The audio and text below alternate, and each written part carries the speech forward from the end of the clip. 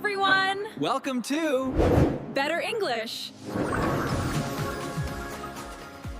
You are standing at a party or a work event, the conversation is finished. You have nothing left to say. You feel stuck and do not know how to walk away without being rude. I know that feeling so well. It is like you are trapped in a loop and you just want to find the exit door. By the end of this video, you will know exactly how to leave any conversation. You will look confident and you will sound very polite. We are going to break this down into small steps. We use plain English and no difficult grammar. It is all about the parts that actually work in real life. Let us get into it. Here is the first thing you need to know. A good exit always starts with a small signal. Wait, can you say that one more time? Let that sink in for a second. A good exit always starts with a small signal. That makes so much sense. You cannot just run away. You have to let the other person know you are finished speaking. Exactly. You need to improve your speaking skills so you can control the start and the end of a talk. I am ready to learn how to do that. Let us start with the very first step. Let us start with the most important word in the English language for ending a talk. That word is, anyway. I hear that word all the time. It feels like a very small word for such a big job. It is small, but it is very powerful. It tells the other person that the topic is finished. So when I say anyway, I am telling them that I am ready to move on? Exactly. It acts like a bridge between the conversation and your exit. Here is the second key concept for today. Use the word anyway to signal that you are finished with the current topic. Could you repeat that? I want to make sure I have it right. Think about it this way. Use the word anyway to signal that you are finished with the current topic. That is so helpful. I often just stop talking and it feels very awkward for everyone. I know that feeling. I remember one time I was walking with my neighbor. He was telling me a very long story about his cat. Oh no, was the cat story very boring? It was very long. We reached my front door and he was still talking. I did not know how to stop him. What did you do? Did you just stand there in the rain? I did. I stood there for 10 minutes because I did not want to be rude. I did not know about the anyway trick yet. That sounds like a long time to hear about a cat. I think a lot of people feel that way. They do. In fact, many people think they need a big emergency to leave a conversation. Right, a lot of people think that. They think they need to say their house is on fire or they're late for a meeting. But actually, you do not need a big excuse. You just need a polite transition. Okay, that makes much more sense. I used to wait for a phone call just so I could leave. You do not have to wait for a phone call anymore. You can just use your words to create a polite gap. That brings us to our third key concept. When you say anyway, you should let your voice go down at the end. Why does the voice need to go down? Let it sink in for a second. When you say anyway, you should let your voice go down at the end. Oh, I see. If my voice goes up, it sounds like a question. If it goes down, it sounds like a finish. Precisely. It is all about the music of the language. It tells the other person the song is over. Does that sound familiar to you? Think about how you say hello. Your voice goes up. To say goodbye, it goes down. That is a great way to put it. Now think about the word so. It works almost the same way as anyway. Is so a bit more informal? I feel like I use it with my friends a lot. It is a bit more casual. Here is the fourth key concept. Use a long so to create a natural pause in the conversation. Can you say that again? I want to hear how long the word should be. Listen closely. Use a long so to create a natural pause in the conversation. So, like that? It feels like I am waiting for something to happen. Exactly. That pause gives the other person a chance to realize the talk is ending. It is like giving them a small warning. It is much kinder than just walking away. It really is. You are helping them as much as you are helping yourself. I love that. It makes me feel much more confident about my speaking skills. You should feel confident. You are learning the secrets of natural English. What happens after the pause? Do we just walk away then? Not yet. We have a few more steps. Here is the fifth key concept. A small sigh before your transition word makes the exit feel more natural. A sigh? Like you are tired? One more time. A small sigh before your transition word makes the exit feel more natural. I see. It shows that the energy of the conversation is coming to a natural end. Yes, it is a very human thing to do. It does not mean you are bored. That is good to know. I was worried it might look like I did not enjoy the talk. Not at all. It just shows you are moving to a new moment in your day. I will try that next time. A little sigh, and then a nice anyway. Perfect. Now here is the sixth key concept. Always pair your transition word with a positive thought about the talk. Can you give me an example of that? Here it is again. Always pair your transition word with a positive thought about the talk. So I could say something like, anyway, it was so good to see you. Exactly. You are closing the door, but you are leaving a gift on the porch. That is a beautiful way to think about it. It makes the exit feel very warm. It does. It keeps the relationship strong while you move on. Here is our seventh key concept for this part. Transition words are the most polite way to stop a conversation loop. One more time for everyone listening. Transition words are the most polite way to stop a conversation loop. I feel much better already.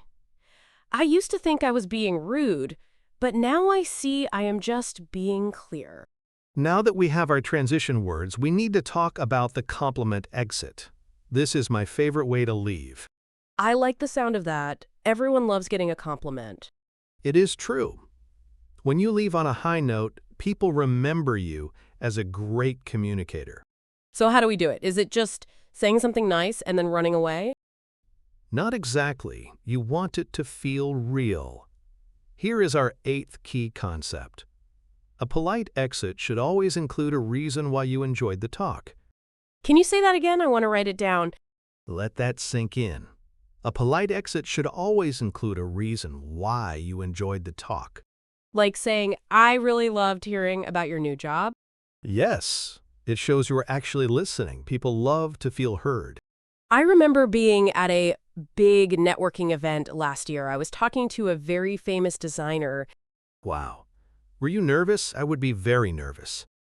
I was shaking, but I used a compliment exit. I told her her advice about color was amazing. That is perfect. Did it make it easier to leave her and talk to someone else? It did. She smiled and thanked me. Then I just walked to the next table. That is the power of a good compliment. It creates a very positive ending. Before we go on, if this is making English feel easier for you, hit subscribe. We put out new videos every week, and I do not want you to miss them. She is right. We have so much more to share with you. Okay, back to the compliments. What if I do not have a specific thing to compliment? You can keep it general but warm. Here is the ninth key concept. Use the phrase, "It was great catching up," for friends you have not seen in a while. I like that one. Can you repeat it for us? Here it is again. Use the phrase, "It was great catching up," for friends you have not seen in a while. It feels very friendly. It sounds like you value the friendship. You do, and it is much better than just saying bye. What about people we just met? We cannot really say catching up with them. For new people, we use a different phrase. Here is the 10th key concept. Use the phrase, "It was a pleasure meeting you," for someone you just met. That sounds a bit formal. Is that okay for a party? Let us hear it one more time. Use the phrase, "It was a pleasure meeting you," for someone you just met. I think it sounds very professional. It makes you sound very educated. It does. It shows you have good manners. People really respect that. I agree. It makes a very good first impression. Now, let us look at the structure. You use your transition word, then your complement. Anyway, it was a pleasure meeting you. Like that? Exactly. You are putting the pieces together perfectly. It is like building a house. You need the right bricks. That is a great analogy. Here is the 11th key concept. Keep your compliment short so the other person does not start a new story. Oh, that is a good point. If I talk too much, they might think I want to stay. Think about that. Keep your compliment short so the other person does not start a new story. So no long sentences about their cat or their job. Just one nice thought. Right, one sentence is usually enough. It keeps the exit moving forward. I will remember that. Short and sweet is the best way. It really is. It shows you are in control of your time. What if they keep talking even after the compliment? That happens sometimes. That is why we have the next step. Here is the 12th key concept. Use a physical signal like a small nod while giving your final compliment. A nod? Does that help? One more time. Use a physical signal like a small nod while giving your final compliment. It makes sense. The nod says yes, but it also says goodbye. Exactly. It is a finishing move. It is very subtle but very effective. I am going to practice my nodding in the mirror tonight. That is a great idea. Your body language speaks as loud as your words. Here is the 13th key concept for this part. A compliment makes the other person feel good about the end of the talk. Let that sink in for a moment. A compliment makes the other person feel good about the end of the talk. I love that. Ending a conversation does not have to be a bad thing. It can be a very nice moment. Sometimes, we want to leave because we are busy, but we want to see the person again. That is a very common situation. You do not want them to think you are avoiding them. Exactly. We call this building a future bridge. It connects today to another day. That sounds very useful. How do we build this bridge? You use a phrase that mentions the future. Here is our 14th key concept. Use the phrase, "Let us catch up soon," to show you want to talk again later. I hear people say that all the time. Can you repeat it for me? Here it is again. Use the phrase, "Let us catch up soon," to show you want to talk again later. It is so simple, but it really takes the pressure off. It does. It tells the person that this is not the last time you will ever speak. I remember a confusing time at a coffee shop. I met an old friend. Did you have a lot to talk about? Coffee shops are great for that. We did, but I had a bus to catch. I just said, I have to go now. Oh. How did your friend look? Did they look sad? They looked very confused. They thought I was angry with them. That is exactly why the future bridge is so important. It explains that you are leaving because of time, not because of the person. I wish I knew that phrase back then. I felt bad about it for weeks. Do not worry. Now you know. And now our viewers know too. Does that sound familiar to you? Have you ever felt like you hurt someone's feelings by leaving too fast? We have all been there. It is part of learning a new culture. It really is. Language is more than just words. It is about feelings too. You are exactly right. Here's the 15th key concept. A future bridge works best when you mention a specific time or place. Like saying, let us talk on Friday? Listen to this one more time. A future bridge works best when you mention a specific time or place. That feels much more real. It shows you are making a plan. It does. Even if you just say, "I will see you at the office tomorrow." It makes the goodbye feel very safe. No one feels rejected. Rejection is what people fear most. The future bridge stops that fear. What if I do not actually want to see the person again? That is a tricky one. In that case, keep it general. So do not mention a specific day or place. Right. Here is the 16th key concept. Use a vague phrase like, "See you around," if you do not have a specific plan to meet. Can you say that one more time? Vague is a good word to know. Here it is. Use a vague phrase like, "See you around," if you do not have a specific plan to meet. It is polite, but it does not promise anything. I like that. It is a good tool for your social toolkit. You need different tools for different people. I am starting to feel like a social expert. My speaking skills are growing so fast. You are doing great. Now, let us look at another bridge. Here is the 17th key concept. Ask the other person about their plans for the rest of the day. Wait, does that not make the conversation longer? Let it sink in. Ask the other person about their plans for the rest of the day. Oh, I see. You ask, then you listen, then you say goodbye. Yes. It shows you care about their life outside of this conversation. So I could say, anyway, what are you doing for the rest of the afternoon? Exactly. Then they tell you, and you say, that sounds great. I should get going. It feels very smooth. It is like a dance. It really is. It is the dance of polite conversation. I like that. It makes social rules feel more like fun and less like work. That is the goal. We want you to enjoy speaking English. Here is the 18th key concept. Ending with a future bridge leaves the relationship in a very positive place. One more time for the people at home. Ending with a future bridge leaves the relationship in a very positive place. I am going to use a future bridge every time I leave my English class from now on.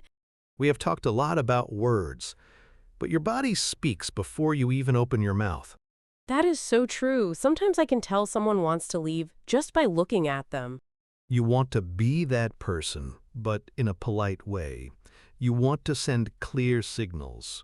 How do we do that without looking like we are in a hurry to get away? It is all about small movements. Here is the 19th key concept. Point your feet toward the exit when you are ready to finish the talk. My feet. Do people actually notice that? One more time. Point your feet toward the exit when you are ready to finish the talk. It sounds strange, but I think it works. Your whole body starts to move in that direction. It does. It is a subconscious signal. The other person feels that you are moving on. I remember one time I was trying to look at my watch to check the time. Did it work? Checking the time is a classic move. No, it was a disaster. I looked at the wrong wrist. I was not even wearing a watch. Oh no, that is very funny. What did the other person do? They laughed. I felt so silly. I just stared at my empty wrist for 3 seconds. Well, at least it broke the silence. But it is better to be a bit more careful. I agree. Now I always make sure my watch is on before I go to a party. That is a good rule. Here is the 20th key concept. A quick glance at your watch or phone is a polite way to signal you have a schedule. Can you repeat that? I want to know how long the glance should be. Here it is. A quick glance at your watch or phone is a polite way to signal you have a schedule. So, just a second, not a long stare. A long stare would be rude. Exactly. Just a peek. It tells them that your time is limited. It is a very clear signal. It says, I enjoyed this, but I have other things to do. Exactly. Now think about your personal space. Should I move closer or further away when I am leaving? Further away. Here is the 21st key concept. Slowly increase the physical distance between you and the other person as the talk ends. Does that mean I should take a step back? One more time. Slowly increase the physical distance between you and the other person as the talk ends. It feels very natural. You are literally creating the space to leave. Yes. It makes the final goodbye feel less sudden. I like that. It is like a slow fade in a movie instead of a sudden stop. That is a perfect way to describe it. It is a social fade-out. What about my hands? Should I be holding something? Having a bag or a coat in your hand can help. Here's the 22nd key concept. Picking up your bag or coat is a clear physical signal that you are departing. Can you say that again?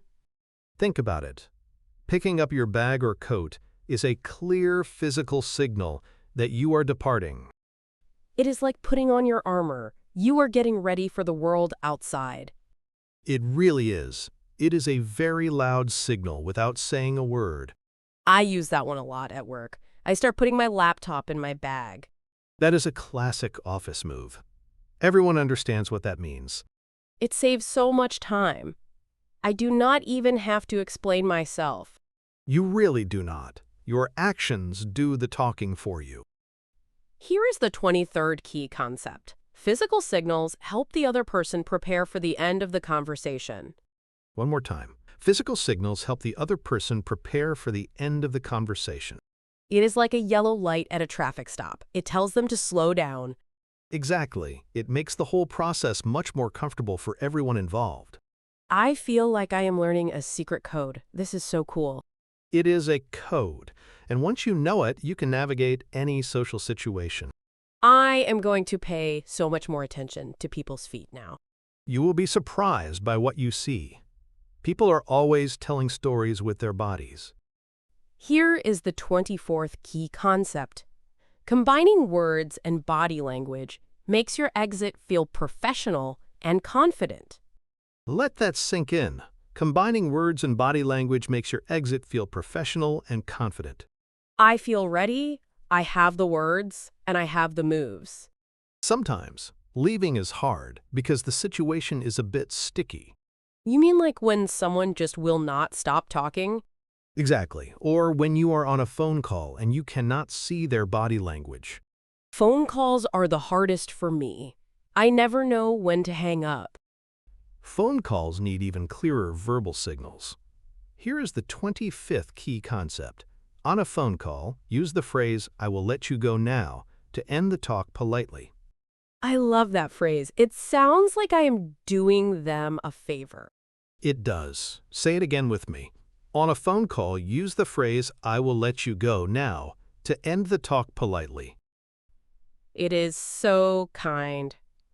It says, I know you are busy, so I will stop talking. Precisely. It is the perfect way to take the pressure off both people.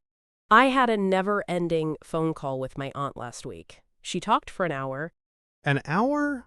That is a long time to hold a phone. My ear was red. I finally said, I will let you go now. She said, oh, thank you. I have a cake in the oven. See? She wanted to leave, too. She was just waiting for you to say it. We were both trapped. That phrase saved both of us. And the cake. It is a lifesaver.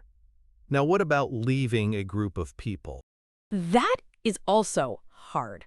Do I have to say goodbye to everyone individually? Not if the group is large. Here is the 26th key concept.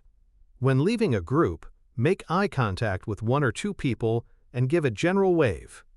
Can you repeat that? I want to make sure I don't look rude to the others. Here it is. When leaving a group, make eye contact with one or two people and give a general wave. It is much faster. You do not want to stop the whole group's conversation. Exactly. You want to slip away like a ghost, a very polite ghost. That is a funny image. I will be the polite ghost at the next office party. It works very well. You do not need to be the center of attention when you leave. What about a talkative boss? That feels very dangerous. It can be. You have to be very professional. Here is the 27th key concept. With a boss, mention a specific task you need to finish as your reason for leaving. Can you say that again? I want to get the tone right.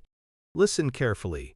With a boss, mention a specific task you need to finish as your reason for leaving. So I say, anyway, I should get back to that report. Perfect. It shows you are a hard worker. No boss will be angry about that. It is the ultimate excuse. Work is the reason you are leaving work. It is very logical. Now, what if someone is telling you a very sad story? Oh, that is the hardest. You cannot just say anyway and walk away. You are right. You need more empathy. Here is the 28th key concept. For sad topics, use a supportive phrase before you transition to your exit. Like saying, I am so sorry to hear that. Yes, here it is again. For sad topics, use a supportive phrase before you transition to your exit. You show you care. And then you move toward the door very slowly. Exactly. You acknowledge their feelings first. That is the most important part. It makes the exit feel much more respectful. It really does. Now, let us look at one more. Here is the 29th key concept. Use the phrase, "I should get going," as a gentle way to start your exit. I use that one a lot. Can you repeat it for everyone? Here it is. Use the phrase, "I should get going," as a gentle way to start your exit. It sounds like an internal thought, like your brain is telling you it is time. It is very soft. It is not a command. It is just a feeling. I think that is why it works so well in English. We like things to be soft. We do. We avoid being too direct. It is part of the culture. Here's the 30th key concept. Practice these phrases in low-pressure situations first to build your confidence. One more time for the learners. Practice these phrases in low-pressure situations first to build your confidence. Like talking to a cashier or a neighbor. It makes it easier when it really matters. Exactly. Start small and you will grow big. I am going to practice every single day. My speaking skills are going to be amazing. I have no doubt about that. You are already doing the hard work. Here is the 31st key concept for this part. Knowing how to leave a conversation gives you the freedom to start more of them. Let that sink in. Knowing how to leave a conversation gives you the freedom to start more of them. That is so true. I am not afraid to talk to people if I know I can leave whenever I want. We have covered a lot today. You now have a full toolkit for ending any conversation. I feel so much more prepared. I learned how to use anyway and how to give a compliment, exit. And do not forget the future bridge. That is a very powerful tool for your speaking skills. I also loved the tip about pointing my feet toward the exit. It is so simple, but so smart. You really did a great job today. You are becoming a much more confident speaker. If something clicked for you in this video, type, I got it, in the comments. I read every single one, and I love hearing from you. Now, here is your real-world challenge for today. Tonight, use the word anyway or a future bridge in one conversation and see how it feels. Just one time. That is all it takes to start a new habit. If you enjoyed this, please like and subscribe. It helps us make more videos like this one. Plus, it means you will never miss our new tips for improving your English. If you want to go further, our next video is about how to join a conversation that has already started. It will help you with those awkward moments at parties. I cannot wait for that one. Thank you for watching, and we will see you next time. Your English journey does not end here. Watch more videos and keep practicing.